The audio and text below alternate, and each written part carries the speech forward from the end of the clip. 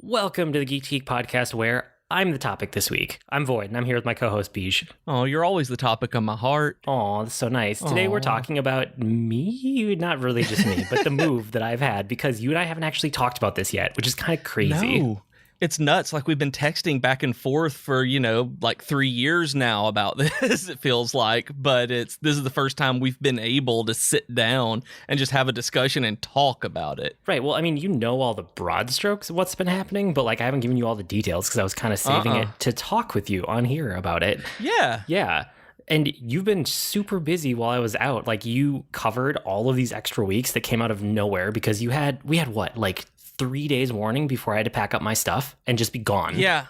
It was ridiculous because it was you had this stuff going on. You were, you knew that you were looking, and then all of a sudden it was like, nope, everything is happening. And you're like, can you cover this for a week or two? And I was like, yeah, sure. There was like, oh no, everything exploded in the world and we have to take care of all of this forever. And it's like, all right.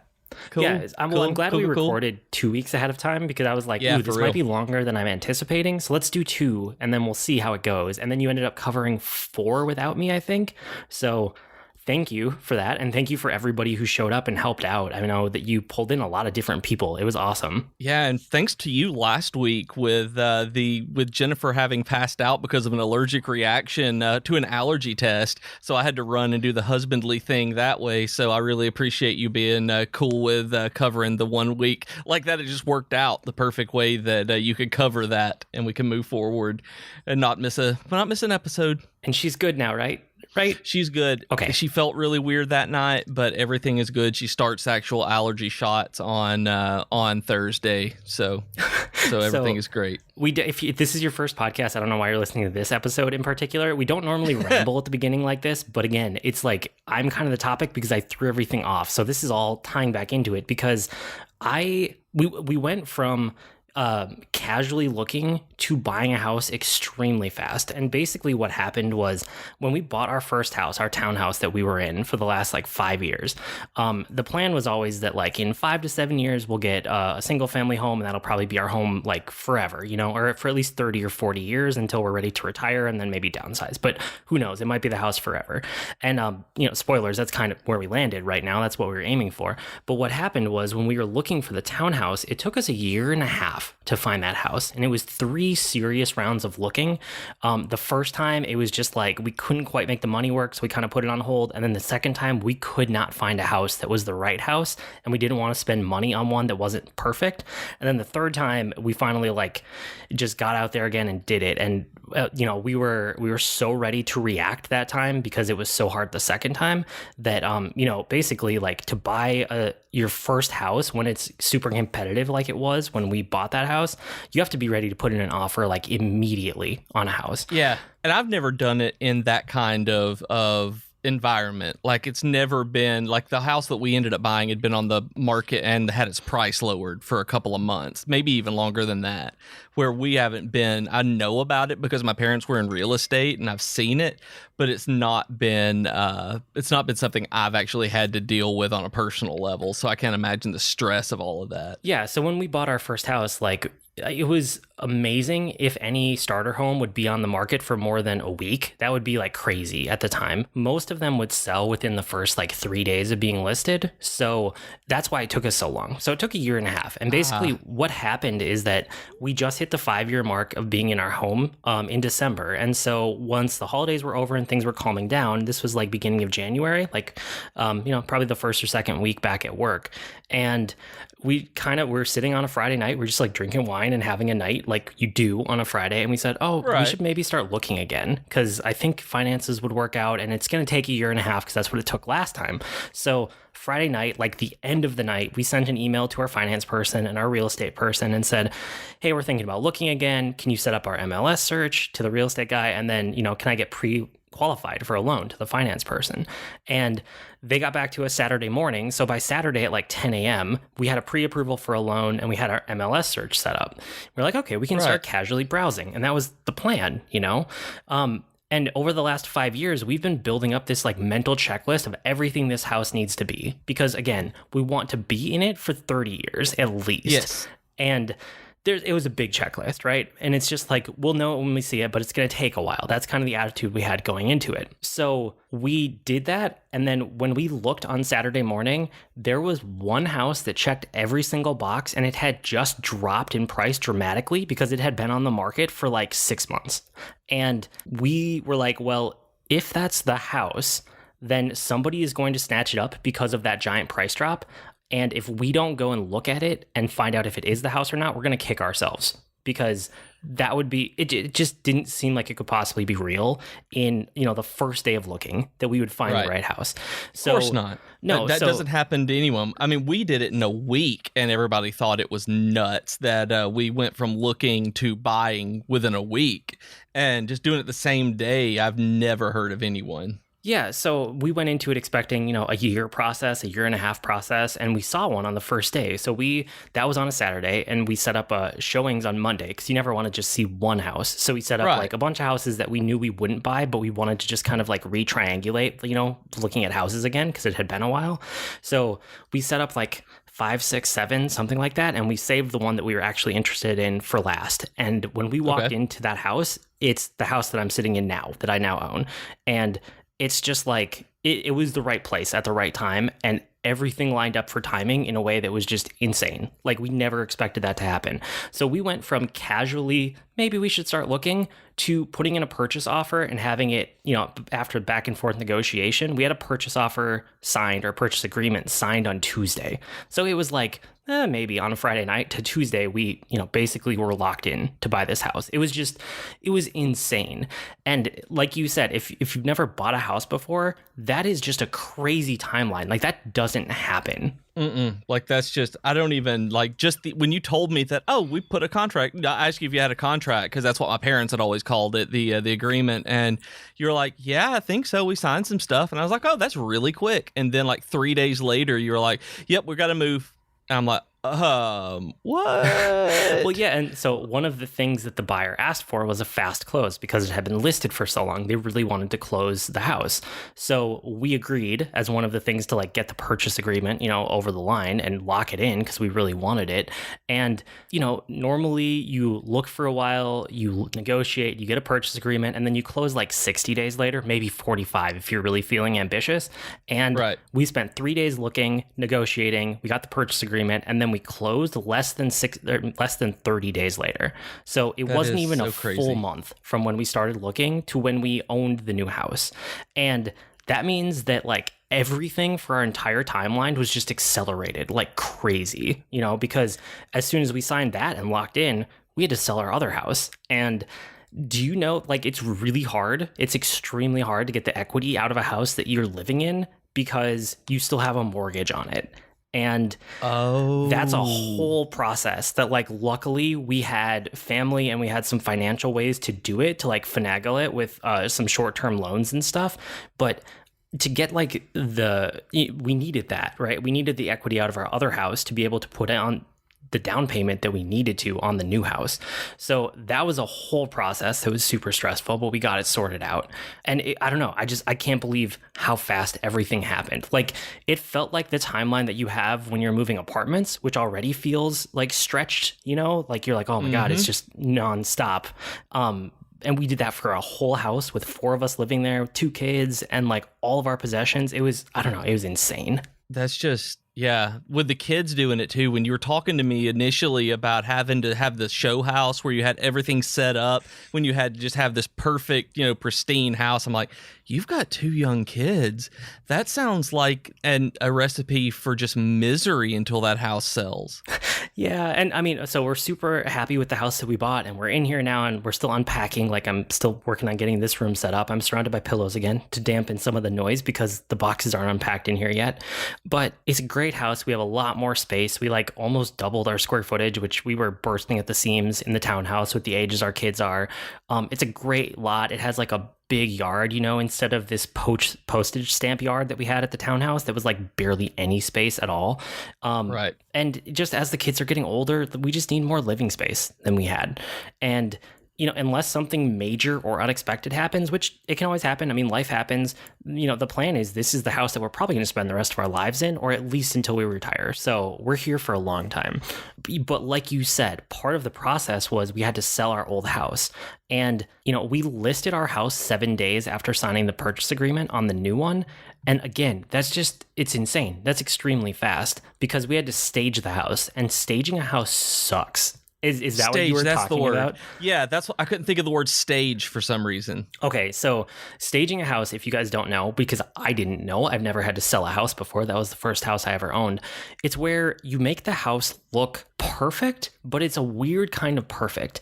It's like you deep clean it, right, top to bottom, but then you move out almost all of your stuff. And it's not just your personal possessions, which is kind of like, okay, that part's obvious, but you also take out like half of your furniture, maybe 3/4 of your furniture, because you want the house to look lived in and like somebody could easily start their life there, but you need it to be empty enough that it looks big, but also empty enough that it doesn't have a lot of personality and they can picture themselves in the house. Like, this is how you sell a house. So we had all of our possessions out. Like, my brother, luckily, he has a 2-car garage stall and he's only using 1 stall at the moment. And so he gave me half of his garage for a month and a half, basically. And that's where like 85% of the things that we owned were for that entire time. Like, that's where my entire recording setup, my desk, my microphone, like all of it was just in his garage, which is why I couldn't record. And it's just crazy. Like, you just need to make it so that somebody walking into the house blind could visualize, how they would use the space and how they would live in it and kind of pour their own personality into it. And I just hated it. I hated this process so much. We were eating on the floor in the kitchen for a month and a half. There were literally no chairs, no tables, no desks in my house at all. So there wasn't a flat place to sit and work on. And like, this was one of those things where we knew we had to do it, but until you start to live with it, you don't realize how annoying it is. There was no place for me to do work, and I do work like almost every night on my computer just because the nature of my job. I don't necessarily spend 6 hours a night on my computer, but I probably do, like half an hour work a night at least, and then there's probably one night a week where I like sit down and I'll do like 3 or 4 hours of work from home. I had nowhere to do that except like sitting on the couch or sitting on the floor, and then your neck hurts, and then you're like, well, maybe if I reposition and I lay on my stomach and I try to do it, and then your neck hurts in a different way, and then your whole body aches because you're laying on a hardwood floor, and it's just horrible. But it wasn't only me, right? Like, the kids still have school, they still have homework, so they have nowhere to do their homework. My wife is in school finishing up her degree, plus she's like doing work too, so she doesn't have anywhere to do her homework or any of her work, and it was just so horrible. I hated it. And, much less having somewhere to do a podcast. Yeah, that was like the least of your worries at that point. And I do not wish that on anybody. Staging your house is brutal, but we did it so fast. Normally you would take a couple weeks to do this, right? Like, you would pack up your things, you would hire some painters to paint all your walls neutral colors. You might consult with people back and forth a couple times about how to stage the house, how to make it look to be in this weird middle state where there's not a lot there, but it looks lived in, but not really lived in. We did it in 5 days. Like, we signed that purchase agreement on a Tuesday, and like 5 days later, our house was staged. And then a day or two later, they did photographs of it. And then it was listed. So at least all the work we did paid off, because when we listed our house, it was on the market for 30 hours before we had sold it at our asking price. So it was a super fast turnaround. Which that blows my mind. Like, just the entire thing where it went so fast. You got an asking price, that it's just so crazy to me that this happened so fast. Yeah. And it was just like I said, the timing, it all worked out perfectly in a way that like I didn't want to talk about it at the time. I know some of you online were asking me like, where are you? What are you doing? And I just didn't want to jinx it. Like, I wasn't trying to hide it from people, but I didn't want to celebrate any step along the way until it was all done, because I was so afraid that the timing felt too perfect that something was going to fall apart. And it didn't. Like, the whole way through, the timing worked out. And part of the craziness too was like, most of our family was out of town when we bought this house and when we sold the other one. So we didn't have any help. Well, we had some help. We had some family in town, but normally we would have like both sets of parents helping with all sorts of stuff. And all of them were on vacation while we were doing this. Because like I said, we kind of were like, oh yeah, casually we'll start looking. We didn't think we were actually going to buy and then have to sell.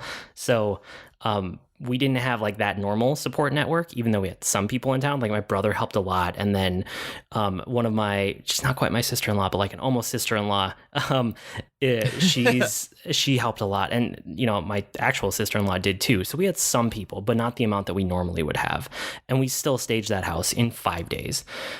So we sold the townhouse, and, you know, it's officially been sold for about a week now. But, you know, in terms of how long it was on the market until we had that purchase agreement, it was 30 hours. It was like nothing. So it all paid off. All of our time paid off.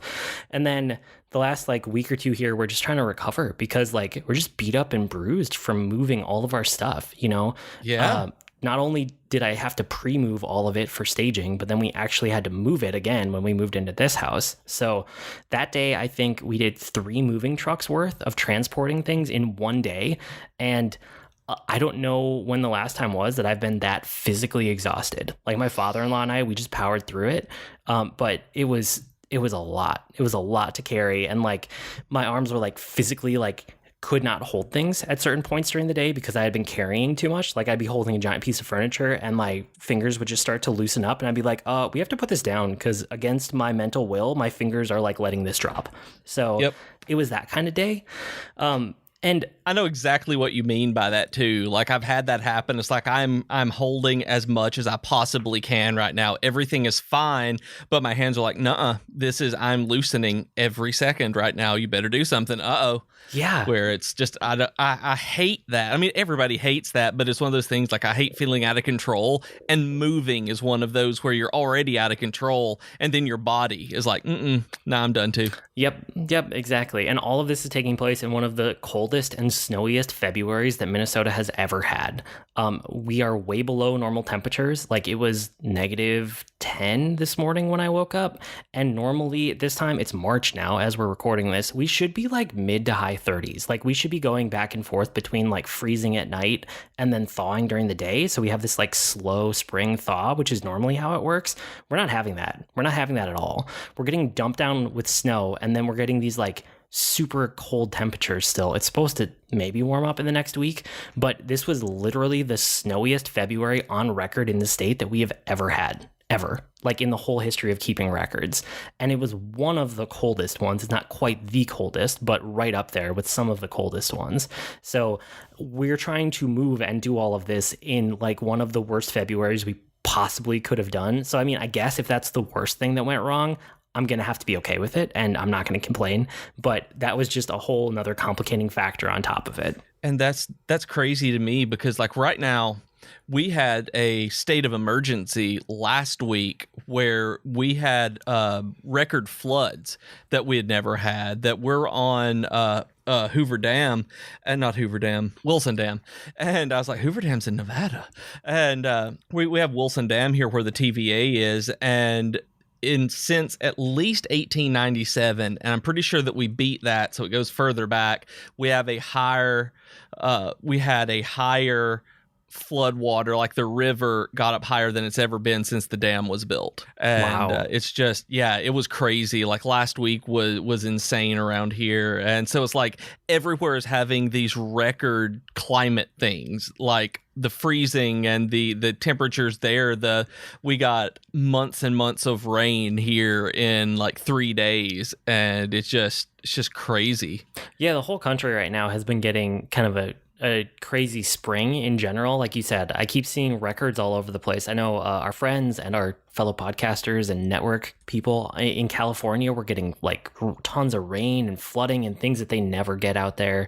You know, I'm dealing with these like Arctic vortexes and deep freezes and tons of snow that like normally we'd be past that this time of year. And then you have rains and like, aren't you guys like above normal for temperature when I'm below normal right now? No, we're way below normal right now. Okay, I know some parts of the country are like really far above normal too. We don't tend to get below freezing a lot right now unless it's going to snow, but we're in a cold snap right now, the coldest it's been all winter. Oh, wow. And of course my heat's out, so yeah, just to complicate things, of course. Exactly. So, you know, we bought the new house, and then we that we had this in-between time where we owned 2 houses, which is not something you ever want to do for very long. You hear the horror stories of people like have 2 houses for like 6 months because they can't get rid of the other one. So at least I wasn't going to run into that. But in that like week and a half where we had 2 before we moved into this new house, we immediately dove into a ton of projects on the new house because as we learned from buying our first house, there's a lot that's so much easier to do before you move in, which I'm sure you experienced too. Yeah, absolutely. There's so much painting that I wish we had done initially that we didn't, that I want to do now, but I'm also lazy. And so I don't want to move everything. It's just hard. And you live in it. Yeah. So my wife and her family basically painted everything that we wanted painted, which is 2 entire levels of this 3-level house. We have a main level and upstairs and a basement, basically. So They painted the entire main level and the entire upstairs, which is just a huge task. And they did it in like 3 days, I think. Maybe it was 3.5, but it was basically 3 days of hard work. Me and my family, we did a ton of electrical work. So I changed out like probably half of the fixtures in this house, something like that. Like all of the upstairs fixtures changed, including like a fan that was also a light. But yeah, like all of the light fixtures that were bothering us, I was like, I'm just going to do them before we move in. So we did all that. And then we had to create an outlet where there used to be a vent hood that was like hardwired in. So we created, an outlet where there wasn't one. And then I also had to do a bunch of the hardest electrical project we did was running a new circuit for my wife's electrical car, which luckily the circuit breaker was actually in the garage for this house. So that worked out really, really well. But still, anytime you're running a new circuit, it's just like way more work than you think it'll be because you have to think through like, how do I run the conduit? And then how do I pull the cable through the conduit? And it's not the wiring that's the hard part. It's like everything around the wiring. So that was another thing that we did too. And then the carpet in the upstairs, we didn't realize how bad it was until after we had our final walkthrough, because up until that point, you always see the house staged, right? So there's furniture everywhere. And we could tell that like, okay, the main level in the upstairs, the carpet is like a little bit worn, the main level, just like wear and tear like you would expect. And we thought the upstairs was the same way. But when we finally saw the upstairs without furniture in it, we were like, oh, this is really bad. Like it not only had wear and tear, it also had a lot of like pet wear and tear, just like stains, and like they had a cat and all that kind of stuff. And me and my kids all have allergies, and we're like, well, this isn't going to work. We need new carpet up here. So one of the other things we had to do was get carpet ordered and installed. So there was a point where we were living in this house and we had all of our things under this roof, but we couldn't actually put anything upstairs because the carpet wasn't in yet. And there was no point in putting furniture upstairs because we were going to have to move it back downstairs for the carpeting guys to do the demolition and the install. So my wife and I slept on the dining room floor for like a week, surrounded by boxes. That was our bedroom. And it was horrible. Did I tell you about that? No, you didn't tell me about that. I knew you sent me pictures of the rooms that needed to be, emptied out and moved upstairs, but you didn't tell me about the sleeping on the dining room floor or the kitchen floor. Yeah. So it used to be a dining room. We took out, there was this huge chandelier, and we're like, we don't need a formal dining room. Who needs a formal dining room? Like that's ridiculous these days. Yeah. So we took out the chandelier. We're not that kind of people either. No, we took out the chandelier. I put in just like a normal light fixture in there, and we're using it as it's a room for like kind of the family computer and like a desk that people can, it's not really a desk, it's just like a table that people can use for like crafts or art or like doing homework on or whatever. So it's kind of like an everything, like a catch-all room, but we wanted to actually have a space that we would use instead of a space that was going to sit there with a chandelier in it that we weren't ever going to go into. So that's the room that we were like sleeping in. Like we had our king mattress there and we were just sleeping on the floor surrounded by boxes and stuff, and it sucked. At least for the kids, they have twin mattresses, so it was easy to drag those upstairs and throw them on the ground in their rooms. And then when the carpet guys came, we just dragged those into the bathroom for the day. But yeah, the kids, they at least got to be in their rooms for that week, but it was just another stressful week where like we were here, but we couldn't settle in because nothing was in the right spot and we couldn't put it in the right spot. That just sounds horrible. Like this entire thing, like I know it ended up being good, but everything about it sounds just like actually going through it sounds horrible. That's why I said when we moved in here, it's like, I'm going to die in this house. It's I'm done. But I know that's not going to be the case. But man, I do not look forward to moving out of this house either. No, it was super stressful. And I mean, at that point, the main level was essentially an overpriced storage space, and the upstairs was just completely empty. And it felt so weird to live like that because we were living in the space. We made it work, but it was not ideal. And, you know, it's just one of those things where, like, I probably wouldn't move all my stuff again, ever. I think the next time that we move, and again, hopefully this is 30 or 40 years from now, or maybe never, but I don't think I would ever move all my own things again. I'm going to hire a moving company because going from a townhouse worth of stuff to a single family home worth of stuff, that was the absolute upper limit of what I could actually move. Like, I felt like there were points where we weren't going to get it done, but we did. But just seeing like how close we were to that line, it was like, okay, this is why people hire movers. Yeah, we actually hired a mover the last time when we moved into this house. Like, we had done it all ourselves when we moved the hour away from Tennessee to Alabama, and everything was fine as much as it ever gets. But when we moved from the apartment here in the same town, we didn't have anyone to lift all of the heavy stuff. Like, I'm made out of spaghetti, even in my best shape. Like, my arms are noodles, and so I can't lift very much at all. And we just didn't have the help to be able to lift and carry everything. So we were like, pay people to get the really heavy, obnoxious stuff that we truly don't want to do. So it was worth every penny, every bit of it. So absolutely, next time, hire somebody.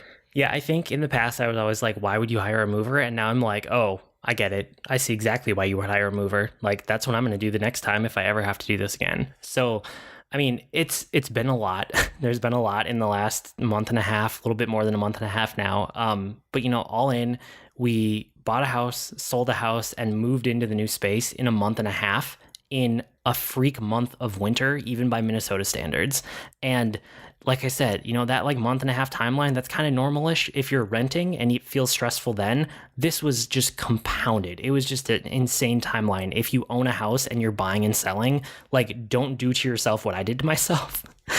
It was not great. But in the end, like, we're here and we're so happy and we're so excited for this house, and the other one is sold and we're done with it. And like, I don't know how things could have worked out better. So I'm not complaining, but I just wanted to like let everybody know this is what I've been doing and where I've been. Like, so is this worth it? Like, going through all of this that you've done, like all of this just headache and really this kind of nightmare in a lot of ways, was it worth it to get this house? Do you love it enough that it was worth it for you to have put yourself and your family through it? Oh yeah, absolutely. I mean, it wasn't a nightmare. It was just a lot, you know, it was just a lot to deal with, and there was a lot going on and a lot of moving pieces, and it felt never ending. Like, I mean, I know I've talked about it before, as much as I'm on here and I broadcast every week, like, I'm an introvert, truly, you know, that's how I recharge, and not really being able to recharge for the last like month and a half, that's been wearing on me.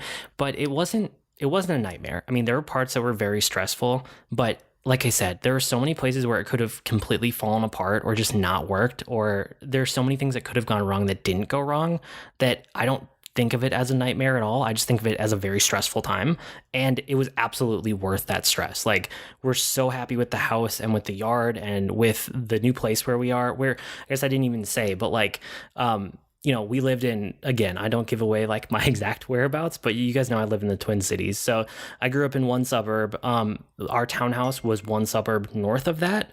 And now, if you look back at where I grew up, we're, instead of being a suburb north of that, we're one to the west of that. So we're not far from where we were. Like, we were never going to move far, but we moved into the school district that we really wanted to be in from the beginning, which is a school district where my wife and I grew up, and it's amazing. We love it. It's great. So we're so happy that the kids are going to go there next year. And we are actually closer to family than we were before. Like I said, we were never far from family, and that was always on purpose, but we're actually closer now than we were, probably like half the distance that we were in the townhouse. So I already feel like we're seeing people more, which is great. And then the other thing is that, like, it's not a new area to learn. Like, when we moved into the townhouse, we moved a suburb north of where we used to be. We kind of had to relearn the area because it was far enough away. Like, we knew it because we would be there and drive through there, and there were stores up there we'd go to, but getting a feel for it and knowing like the day-to-day of like, oh, if I just want to go get this kind of fast food, or if I want a pizza, like what pizza is available, or where's the nearest Starbucks. Like we had to relearn that when we moved to the townhouse. Moving here feels like, in a way, kind of like coming home, because the main road that we drive on is the same like main road through the suburb where we both grew up, and we know everything on it because that's where we spent our teenage lives, like learning how to drive, and then the first 5 years maybe that we were together in an apartment was in that suburb too. So like we know the area so well. So yeah, I mean, we're super happy with where we landed. We're super happy with the house. We have this huge sledding hill in the backyard that the kids keep going sledding on. And, they've sledded here and there, but they've never had like a hill that was theirs that they could just go out onto whenever. And they've been going out there any day that it's not that Arctic freeze that we've been getting. They've just been sledding. And it's so cool to like just watch them go sled, and we can stay inside and see them, even though they're like football fields away from us. The backyard has this like, we have a lot of space, but there's a couple awesome trees in it. And then it has this huge communal, like I said, that hill in the back is like this big communal hill for probably like 5 or 6 different houses that are near us. So they're kind of meeting other kids while they're going out sledding, stuff like that. But yeah, I mean, it was totally, completely worth it. We're so excited. That is so awesome. That I love that you can see them like that, and that they're meeting kids to do it.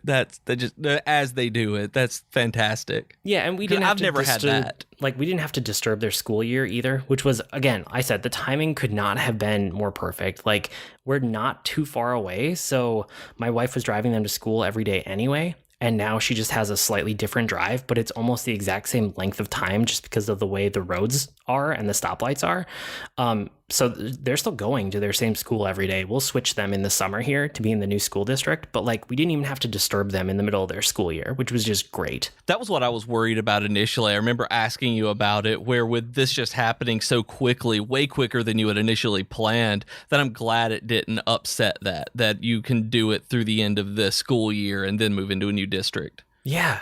So it all worked out. So that's where I've been, everybody. I'm back, hopefully every week for a while here. But it was good. It was stressful, but it was good. And we're still unpacking. And I would expect that a lot of my weekly geekery is going to include some household stuff that I'm picking away at. But besides that, hopefully we'll get back to a semi-normal schedule here. That's great. I'm excited about that. I'm excited to be back and doing this. I had fun doing it before and having Austin and Katie on and doing all of that, but it's we've been doing this for 3 years. 1 week from today is actually our 3-year anniversary of when it launched. So this is really the 3-year anniversary of us recording, I guess, or close to it.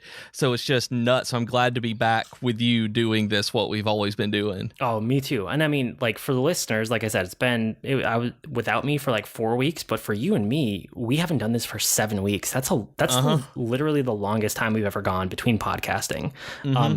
The most that we would normally do would be to record 2 episodes ahead of time. So it would end up being like 3 weeks of real time being apart. So this was strange. And I'm so glad to like be back here recording tonight. Yeah, me too. That I know. And we made sure that no matter what it was in the feed, that we had something for you guys out there, that we've said from the very beginning, we want something to show up every week for you to listen to. That it might be a quick mini episode with one of us, but we're going to get something out there because we think that's really important. And so I'm glad that we've been able to do that. And at some point, that streak will be broken because there's only 2 of us. It's not like a 3 or a 5-person podcast. But as long as we can possibly keep that streak alive, we are going to. So I'm happy that it did not break when I moved, because if there was any time it was going to, that might have been one of the times. Yeah, and it didn't. So everything is good now. 3 years and counting. Yeah. Well, let's take a quick break before we dive into geekery and talk about the geeky offer of the week, which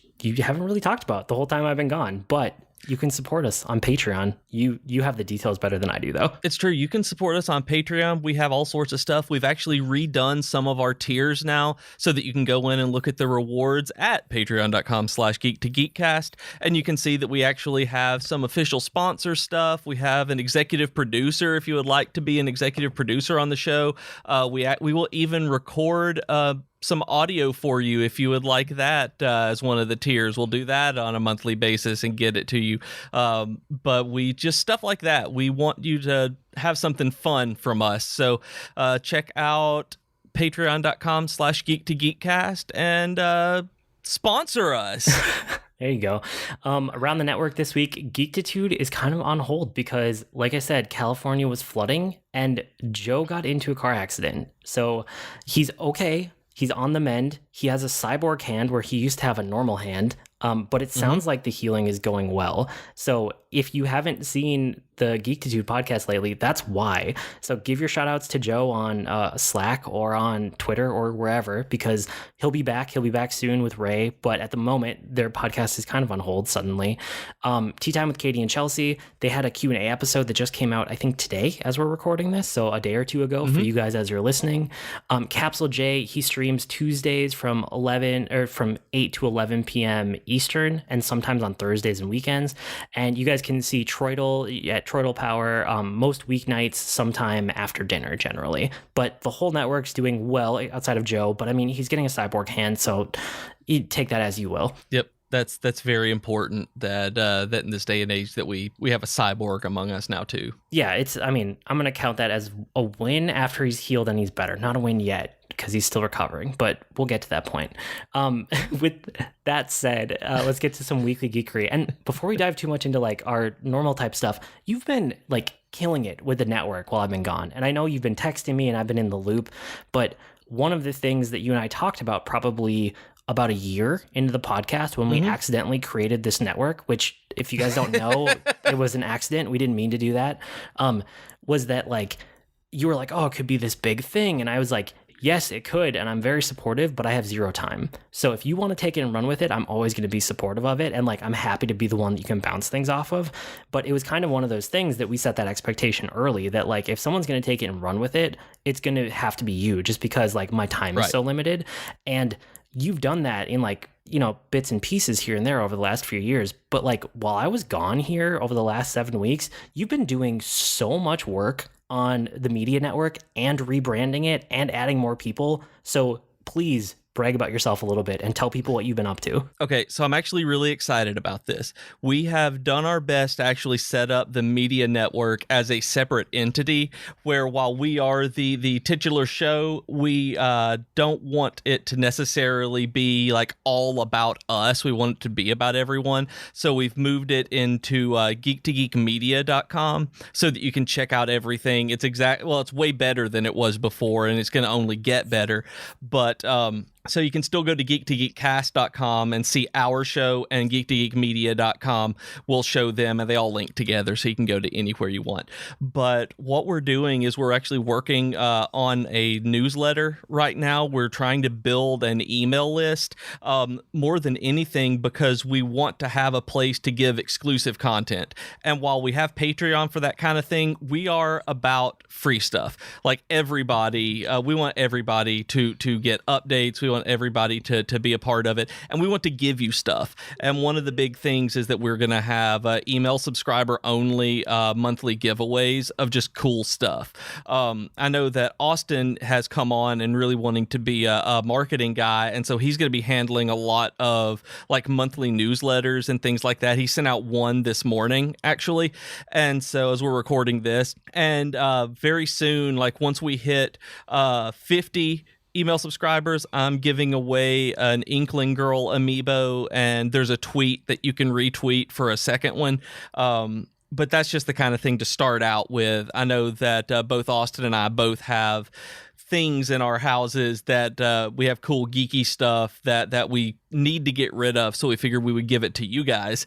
And so we want to just have and it's not random stuff. You're not going to get garbage from our houses. Don't get me wrong. Y'all know what kind of stuff that we collect. But we want to do stuff like that. We've got more blogs on the site. We have Austin playing the Dragon Quest series and blogging about it this year. We have my friend Bobby. Actually, if you're on Twitter and you've seen 13th Story, he started blogging. He's a mod over at /r/Nintendo. I feel like such a nerd when I say it, nerd in the bad way, because I know it's like our Nintendo or something like that, but I never say it right. But the actual Nintendo subreddit, Bobby's a part of it, mod on it. So he wants to blog about video games for us. And so he started that up. His first full blog went up this week, went up yesterday. And and we have a couple other things coming up. I'm blogging a little bit on there myself at /Professor Beej, and just about different things. I call it Beej is excited about something and wants to talk about it, because that's about perfect right now. That's how I feel. Yeah, that's a good title, I think. And I think that we are working on, you guys should be excited about this. We are working on, well, I don't even know how to put it, a contributor section more than anything else, where select community members, we can post articles or content that you have and being a part of it, where it's like the guest post thing, but also we may be able to bring on regular contributors who may not necessarily want to have like a full show or something, be like, hey, I want to write a few articles and this is a place to do it. So we're going to have, I'm working that out. It's kind of nebulous right now, but we've got a game dev blog within that kind of coming to form. So I'm really excited about this stuff, that we've got a new Twitter at Geek to Geek Media, so that we can have it that everybody is on there, not just it being Geek to Geek Cast being us. We want it to be a place where everyone can go and talk to everybody, you know. Yeah, it's awesome. I'm so excited about it. So thank you for charging ahead and doing that work and keeping with it, because like I said, I've been here, like I'm happy to give feedback and read stuff and, you know, little contributions here and there where I can with my time, but like I just don't have the time, and it's amazing to see you charge ahead with it. It's been a lot of fun. That's one of the things that I love doing this. I love the idea of project management, and I like planning this stuff out, but I've never really been able to move forward with a lot of stuff. And so I'm finally at this point where we have enough people that we can delegate things to when they want to do it.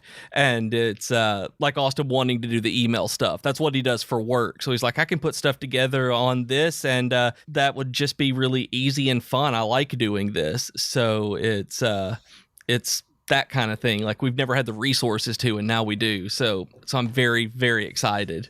Yeah, it's pretty sweet. Okay, so outside of the network, though, what else have you been doing? I know you've been playing stuff and doing other things on the side. Oh, man, I have so many things. Okay, so the first thing I want to talk about, I haven't gotten to talk to you about this since then. I know it was right at the time when everything broke apart in your life. And I went to see Renee Elise Goldsberry. She played Angelica in the original cast of Hamilton. And if you listen to the soundtrack, she's the one that you're going to hear.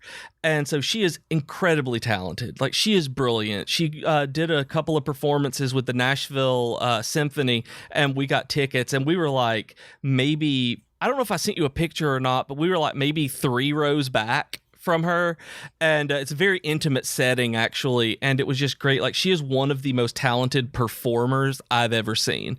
I've never been to a concert or a performance like that where the singer was absolutely perfect. Like, everything about it was perfect. It is by far the best performance that I've ever seen in shows, in concerts, everything. Like, she is just wonderful. She sang Hamilton songs, and so being able to hear complicated, Satisfied. Oh my goodness, I don't know what's wrong with my brain.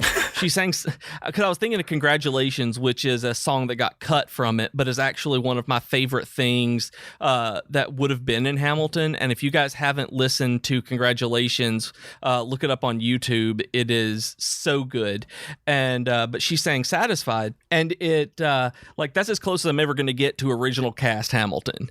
Like, she was doing Schuyler Sisters and stuff like that, where it was just her parts and they had mixed together. Like, it was so good. And at one point, the last thing I wanted to talk to you guys about, and tell you specifically, was she said something about, she was telling a story and going, my family lives in New York, but I'm on this TV show where I'm having to be in Vancouver. She was like, I don't know if many of you guys have heard of it. It's called Altered Carbon. And she was like, does any of you guys watch that or know about it? And me and like two other people in the audience like, yeah, woo! And she just cocked her head to the side and was like, really?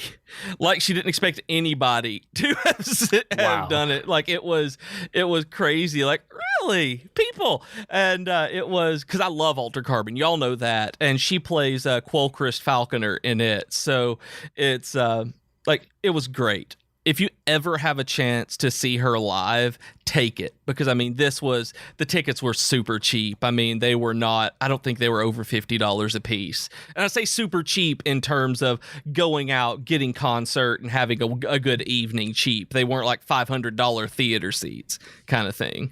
It was just great. That's cool. No, I know you sent me some pictures from that and you were super excited right after it happened. That was weeks ago at this point, but I'm glad that it was a good experience for you. Yeah. And we're going again on Friday, not to anything big. The local university has a symphony coming in, and they're doing something or other that I don't even remember what it is. It's something to do with a planetarium or sky or something. We were like, we enjoy things like this. Now this is our thing. So we decided to go to it. Cool. So who knows? I bought Wargroove. So I haven't played it a whole lot, but did you get that? I actually put it on here more to see if you've been able to play Wargroove any, because you were way more excited about it than I was. So one of the things about the podcast that some people may know by now and others don't is that I listen to every episode about 4 times and you listen to every episode 0 times, except for when you record it.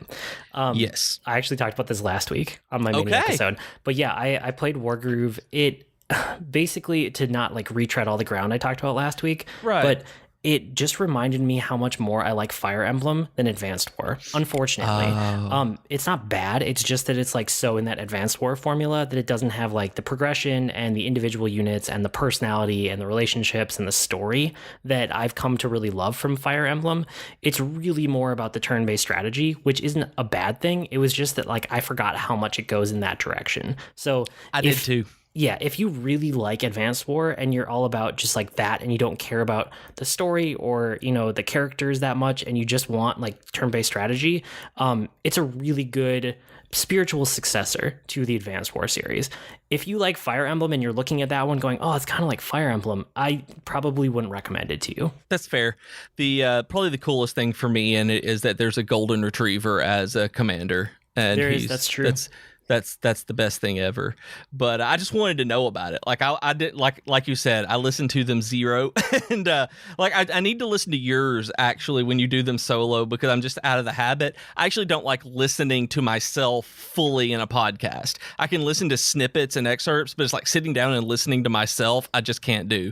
That feels. I'm pretty egotistical, and that feels vain to me. I'm going to listen to my own podcast. Well, I have to listen to it when I edit, so I got used to it, and then I also need to listen to it when it posts to make sure there's nothing wrong with the file. So, right. I hear it when I record, and then I hear a lot of the sections twice when I'm editing, if not 3 times in some sections. It depends how much I'm cleaning up.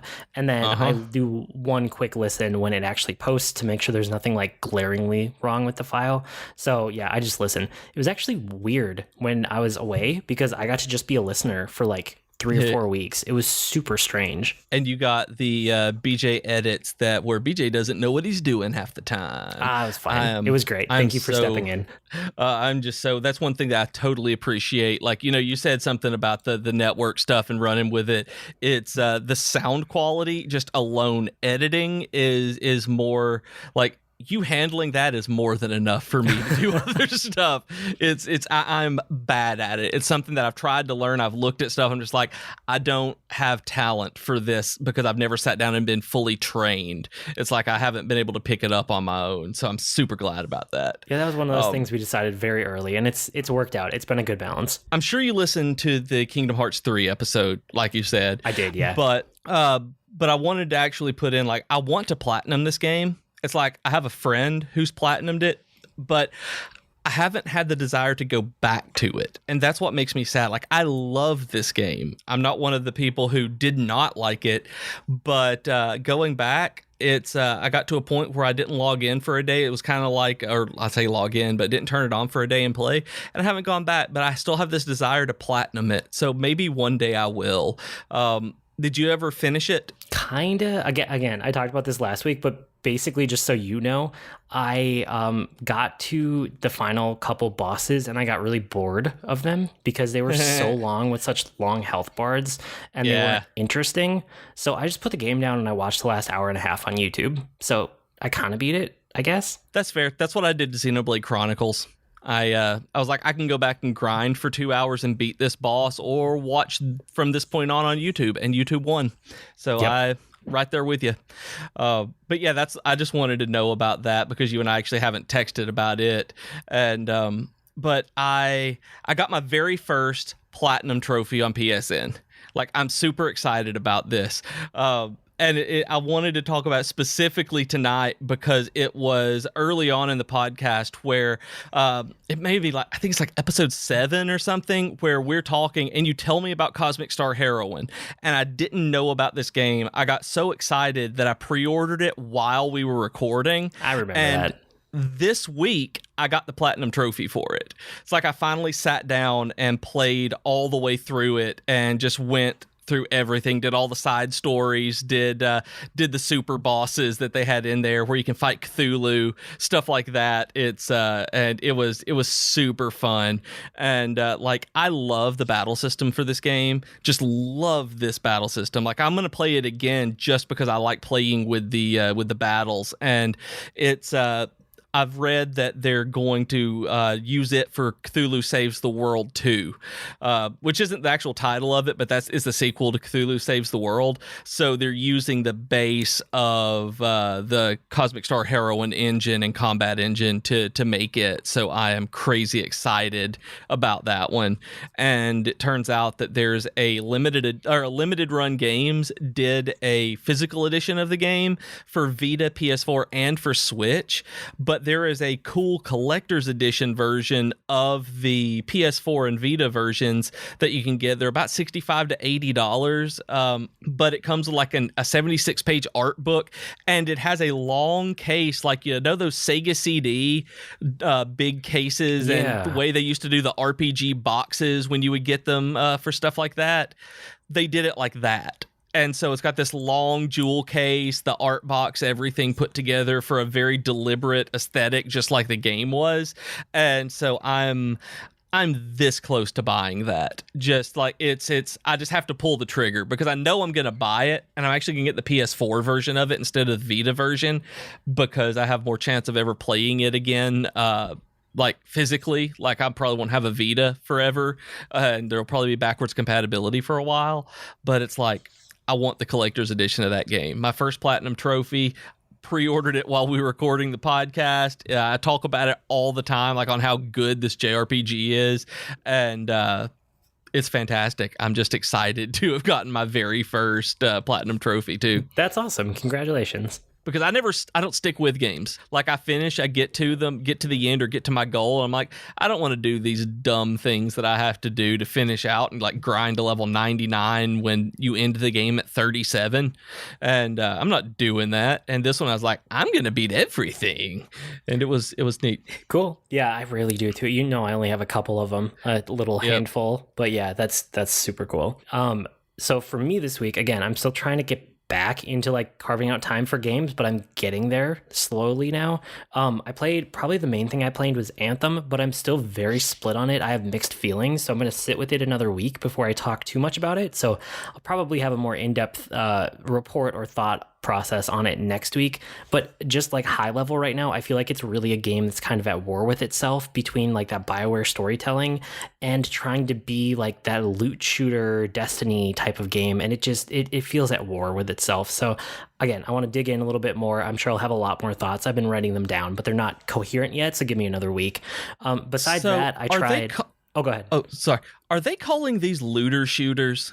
I've seen loot shooter and looter shooter, and I've seen a couple different things. Yeah, I saw that for the first time the other day, just because I've seen just different things. But when I saw looter shooter, I'm like, no, please don't let that catch on. It's basically trying to be like the genre is the shooter version of like a Diablo. Yeah. That's the point that they're trying to get across. Yeah. So I'll sit with that one some more. I'll play it some more because I'm still in the middle of playing it. I tried Apex Legends because I heard a lot of good things while I was unable to play video games. And it really, like, in playing it, it feels like it's a more interesting take on what Black Ops 4 was trying to do with the battle royale genre. It's kind of somewhere between that like gritty realistic and actually having like classes and personality and like different power sets and things. So it kind of feels to me halfway between like the Black Ops 4 or a PUBG and something more like Overwatch. Like it's trying to split the difference, and I like it more than those other more realistic ones. I'm not sure. I could see myself maybe long term liking it more than Fortnite, but like I played it a bunch and it's still pretty much just like a more realistic battle royale. You know, like it's not as approachable as a Fortnite is, and it's not like reinventing anything with the genre or like it, you know, it's an improvement for sure, and it's doing some cool things with the power sets and the way that you can only play with like 3 people, so they built a lot of things in for a squad that are interesting. They have a really cool ping system that I think more games should pick up, because you can just like aim at something and hit a button to ping it, so your character will talk on your behalf, so you never actually have to use voice comms, because like I hate voice chat in games these days if it's not people I actually know. And more games need to do what Apex Legends is doing. That's probably the best part about the game, is that ping system, honestly, and everyone should just steal it and start putting it in every game from now on.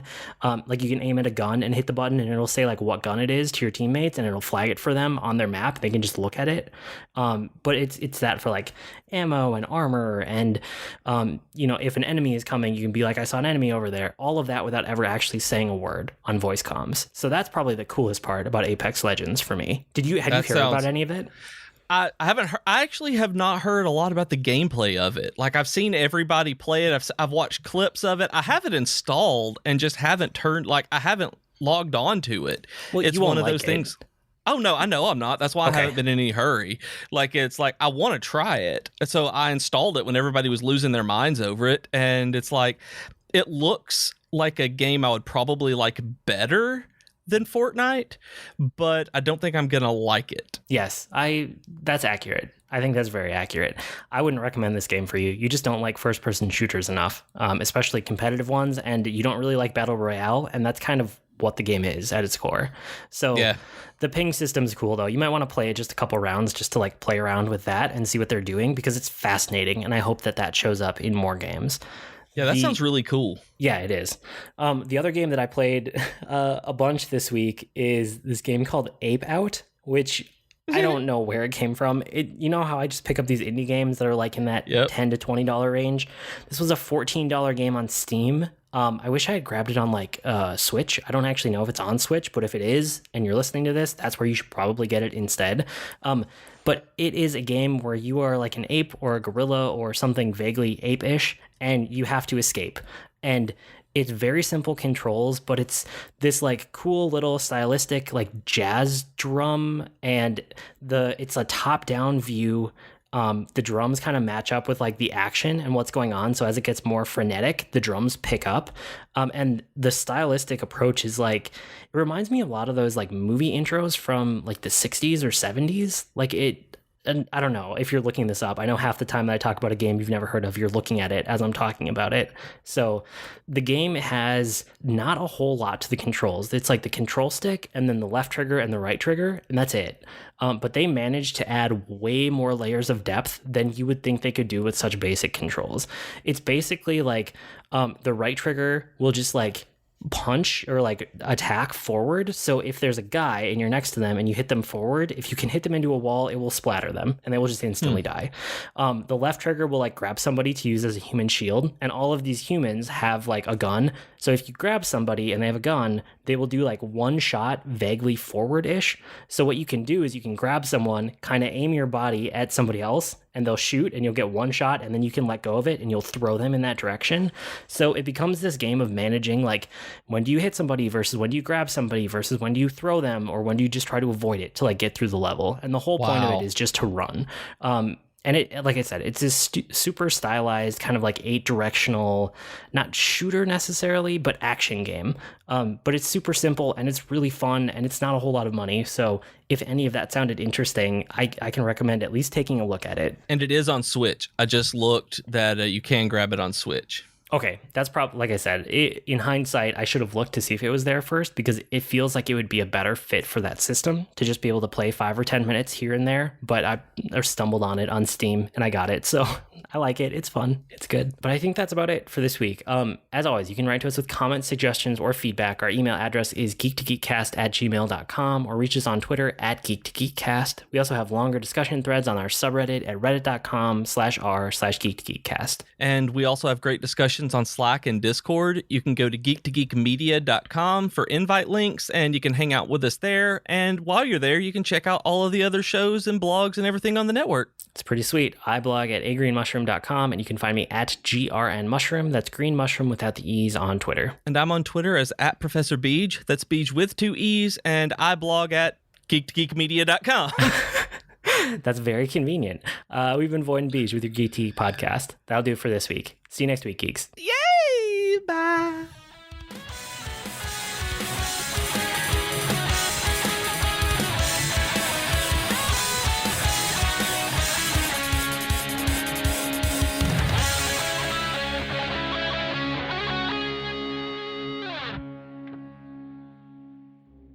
Hi everyone, I'm Katie. And I'm Chelsea, and we are the hosts of Tea Time with Katie and Chelsea. We are 2 best friends who love pop culture and talking about pretty much whatever we want. Katie! Yes. Stop thinking about Zac Efron and tell our future listeners what some of our latest episodes have been about. Well, we've talked about Zac Efron. No, get it together, Katie. Fine. We've talked about fan fiction, classical literature adaptations, favorite TV couples, and so much more. So grab your cup of tea or whatever your drink of choice is and download our podcast today. Hi, my name is Joe Hogan, and I'm a geek. And if you're currently listening to this, there's a good chance you're a geek too. So check out my podcast, Geektitude. Each week, I talk with somebody about their geek aptitude. Sometimes I talk to people in a geeky profession. Sometimes it's someone doing something really cool with their geekiness. Often it's another geeky podcaster. But it's always someone who wants to share their inner geek. So join me each week as we come together to geek out about all the geeky stuff we love. And remember, this week, keep it geek. Hello friends, this is Troidal Power inviting you to join me over on Twitch most weeknights, sometime after dinner. Video games have always been a social hobby for me, with friends and family crammed together on a couch chatting away while someone holds the controller. And thanks to the power of the internet, I've got my own virtual couch over on Twitch where you can kick back and goof off while I play games. Find me on Twitch by searching Troidal Power, that's TROYTLE Power, to snag a spot on the couch.